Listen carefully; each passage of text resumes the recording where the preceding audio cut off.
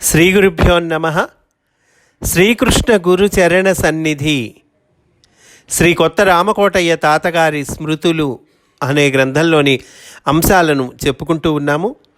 అందులో భాగంగా రామానుజుల శిష్యులు అనే అధ్యాయంలోనికి మనము ప్రవేశిస్తూ ఉన్నాము. పున్నయ్య శాస్త్రి గారు చెబుతూ ఉన్నారు, 30/4/1990 విశాఖలో చౌదరి గారి నివాసమున తాతగారి యొక్కయు అమ్మగారి యొక్క సన్నిధిలో మా పెద్దమ్మాయి కామేశ్వరి వివాహ విషయములో ఒక సంబంధమురాగా పెళ్లి చూపులు జరిగినవి.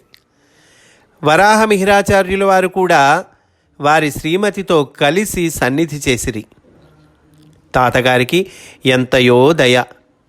తమ కుటుంబ విషయముగా మా అమ్మాయి వివాహమును వారు స్వీకరించిరి.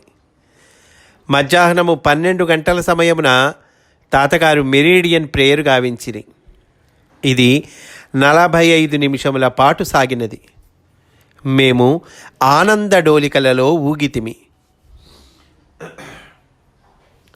కొంతసేపటికి అమ్మగారు, బుజ్జిగారు, రమాసింగరి, నేను, నా భార్య కమల, మా అమ్మాయి కామేశ్వరి వారితో ఉంటిమి. ఎంతో కాలము నుండి వారి శరణాగతి, భక్తి నన్ను ముగ్ధుని చేయుచున్నవి. మా నడుమ ఇట్లు సంభాషణ సాగినది. ఇది ఒక దివ్య సన్నివేశము.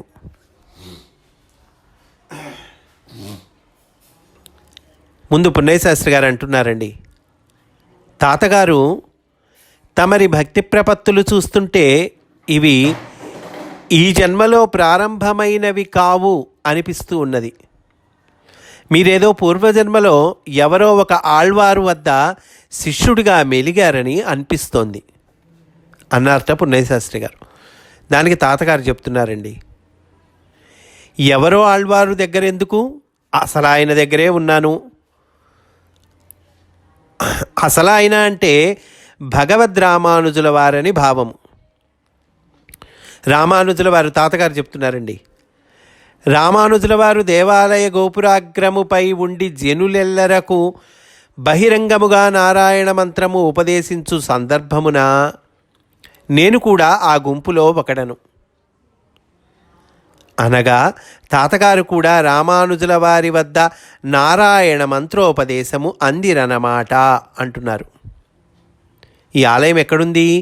శ్రీరంగమునకు 400 కిలోమీటర్ల దూరంలో ఉన్నది. అప్పుడు పున్నయ్య శాస్త్రి గారు అన్నారట, ఆహా, మీరెంతటి భాగ్యశాలురు, సాక్షాత్తు రామానుజుల వారి వద్ద మంత్రోపదేశమునందిరే. భారతదేశ చరిత్రలో జరిగిన ఒక అద్భుత ఘట్టమున తమరు పాల్గొనిరి. రామానుజుల మహోదాత్తతను చవిచూసిరి అంటే అప్పుడు తాతగారు అన్నారు, ఇంతేకాదు ఇంకా ఉంది. ఒకసారి రామానుజుల వారు శ్రీరంగమున కావేరీ నదిలో స్నానమాడుటకై పైనుండి క్రిందకి నడువనుండిరి. అది మండు వేసంగి. వారికి పాదరక్షలు లేవు. వారి అడికాళ్ళు మంటలెత్తును అను ఆందోళనతో 1000 మంది శిష్యులు వారి దారిలో బోర్ల పడుకొనిరి. తమ వీపులపై వారి పాదములను ఉంచుచూ నడిచి పొమ్మని ప్రార్థించిరి. రామానుజుల వారు దానిని అంగీకరింపలేదు. వారు ఆ శిష్యులతో ఇట్లనిరి, నేను దారిలో నడిస్తే నా 2 కాళ్లే మండుతాయి, నా 2 కాళ్లే మాడతాయి. మీ వీపుల మీద నుంచి నడిస్తే నావే 1000 వీపులు మాడతాయి. అలా బోర్లా పడుకొని గురువుగారిని ప్రార్థించిన 1000 మందిలో నేనొకడను. చూడండి ఆశ్చర్యం.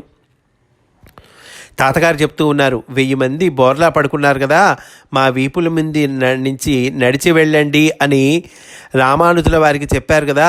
అదిగో అట్లా గురువుగారిని ప్రార్థించిన 1000 మందిలో నేనొకడను. పూర్వజన్మ వృత్తాంతం అండి. అప్పుడు పున్నయ్య శాస్త్రి గారు మహా ఆశ్చర్యంతో అంటున్నారు, ఆహా, మీ గురుభక్తి త్యాగము సాటిలేనివి.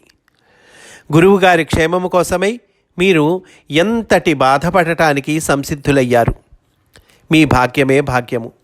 మీరు రామానుజులంతటి వారి వద్ద ఇట్టి సేవ చేయుట వలననే ఈ జన్మలో ప్రభాకర శాస్త్రి గారికి ప్రియ అంతేవాసులై మాస్టర్ సివివి యోగమున ఇంతగా ముందుకు వెళ్ళినారు. యోగమున ప్రధాన అంశము శరణాగతియే కదా. చూడండి, యోగంలో ప్రధాన అంశం శరణాగతటండి. అప్పుడు తాతగారు అన్నారు, అది సరే, ఇంతకు నేను చెప్పాను ఈ 2 సంఘటనలు, దీనికి సాక్షులు ఎవరున్నారులే అని ధైర్యముగా చెప్పాను అన్నారట తాతగారు. దీనికి సాక్షులు ఎవరున్నారులే అని ధైర్యంగా చెప్పాను నేను అని అన్నారట. అప్పుడు పున్నయ్య శాస్త్రి గారు అంటున్నారు, అది ఎట్లాగూ? మమ్ములను మరలా బురిడి కొట్టించవద్దండి, నేను విశ్వసిస్తున్నాను మీరు సెలవిచ్చిన తమ పూర్వజన్మ సన్నివేశాలు అన్నారట.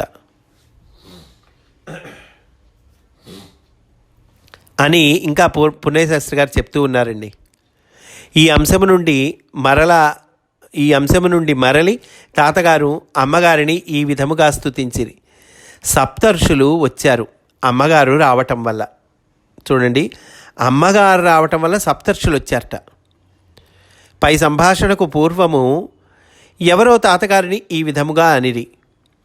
వారు ఈ మధ్య తాతగారు దొరకటము లేదంటున్నారు, ఈ మధ్య తాతగారు దొరకటం లేదు అన్నారటండి.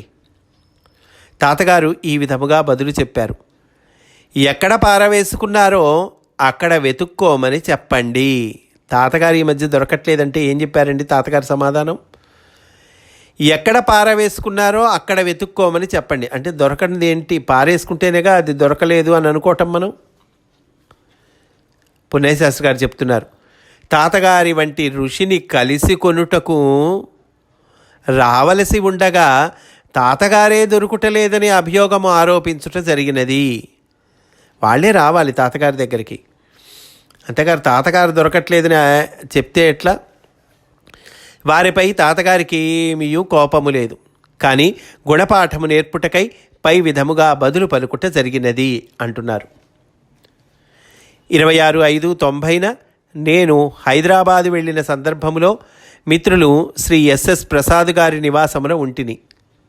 ఆ రాత్రి కలలో తాతగారు దర్శనమొసంగిరి. ఈసారి విభూతితో పని లేకుండగానే రోగార్తుల బాధలు నివారించుచున్నారు. అమ్మగారిని వారు ప్రశంసించుచున్నారు. అనంతకృష్ణ గారు, బుజ్జిగారు కూడా తాతగారి వెంబడి ఉన్నారు. ఈ స్వప్నము తరువాత జరగబోవు సన్నివేశములను సూచించినది. 6/6/90న గుంటూరులో తాతగారిని కలిసి తిని ఉదయము తాతగారి సన్నిధిలో గడిపి తిని. ఆ దినముననే లక్ష్మీ నృసింహపురమున ఒక స్థలమున మాస్టర్ ఈకే సేవా సంస్థకు సంబంధించి ఒక కేంద్రాలయ నిర్మాణమునకు గాను శంకుస్థాపన జరిగినది. శ్రీ అనంతకృష్ణ గారు, శ్రీ భోగిరాల రామచంద్రరావు గారు ఈ ఉత్సవమును నిర్వర్తించిరి అని అంటూ ఈ అధ్యాయాన్ని పూర్తి చేశారండి పున్నయ్య శాస్త్రి గారు. మనం కూడా ఈరోజు ఇక్కడితో పూర్తి చేసుకుందాం. రేపటి రోజున మనము అఖండ భారతదేశము అనే అధ్యాయంలోనికి ప్రవేశిస్తాము అని సవినయంగా మనవి చేసుకుంటూ స్వస్తి వాసుదేవ.